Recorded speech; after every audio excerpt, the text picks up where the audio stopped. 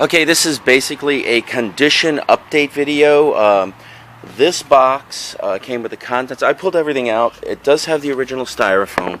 The original styrofoam is in good condition, but this box had this tape on it. The person who owned or who sold me the box had taped the end shut. For some reason, what they said was so stuff wouldn't fall out.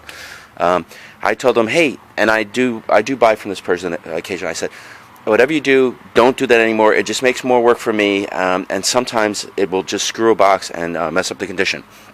What I used to get this tape off was a good old lighter fluid, right? So you see it, lighter fluid. Any brand will do. I would spray it on a napkin, and then I would do what I'll call a rub and tug method, where I would tug. You'd have to scratch out a little corner, just get it started, right? Then you just tug, right? Tug, and then you start rubbing, right? You put some of the lighter fluid on the napkin, and while you're tugging, you also rub. Okay? I don't know. That kind of sounds like something else, but anyway, here's the condition on the box. Front's pretty clean. Some slight indenting, nothing major. Here's where most of the wear would be, on the edges and the corner from people opening the box. Probably a kid getting the box and being very exciting and just like tearing right into it. That's nothing. You can see there's a tear there. There's a big crease there. There's some corner wear. Let me do this. You can see here's a crease. Nothing horrible. You know, that part looks okay. That part looks okay.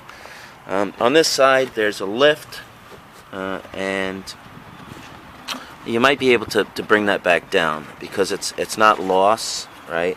But that corner edge has been lifted up. And then there's some miscellaneous edge where here there is actual loss, surface loss from the box under the fold. Then as you can see here, there's a crease on the end. Otherwise, that side's pretty good. Just flip it over. Kind of slight crush there. This is a tear in the corner there. Corner wear, dink over there. Alright. Miscellaneous slight edge wear. Let me turn this around.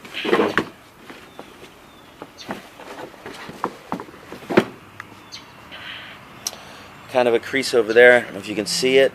I'm not doing highlight. I'm doing more like shaded light. Some light creases there, corner creases there. Otherwise, the surface is pretty good. Overall, it's a pretty decent display piece. Not perfect, but certainly not too bad on the eyes. Okay, here's what it came with. It came with a gray console that, in my opinion, looks pretty clean. I have no clue if it works. I haven't tested it yet. A little bit of grit there. I can probably get that off. This is where I'm going to be, and this is where I have one person interested in this, and he was talking to me about it, but nothing solid yet. No price or offers or anything like that. But I'm not traveling back in time.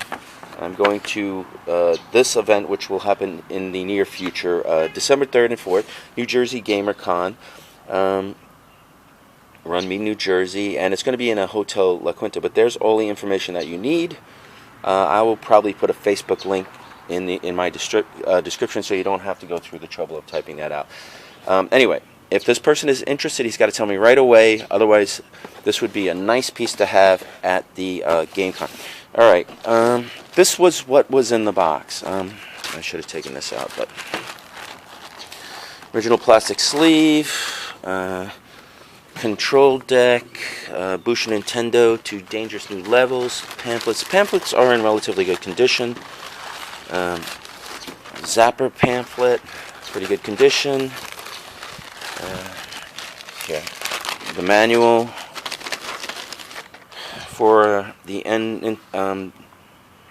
Duck Hunt and Mario. There seems to be like a bend in the cover, like it kind of got folded, but it's not horrible. So pretty good condition. And then read before using. Do that so it doesn't blow away. Here's some paper that's blowing away. What else was in the box? A pretty nice, clean Nintendo game. Mario Duck Hunt. The original power supply, which looks okay. A zapper gun.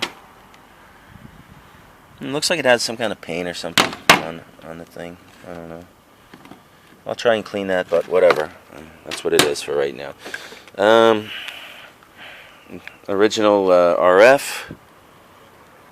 It's fine. Then the controllers. The controllers have this one has a sticker on it. But the cord looks okay on this one, and it's not really yellow or anything. It just needs a sticker taken off, which I may or may not do.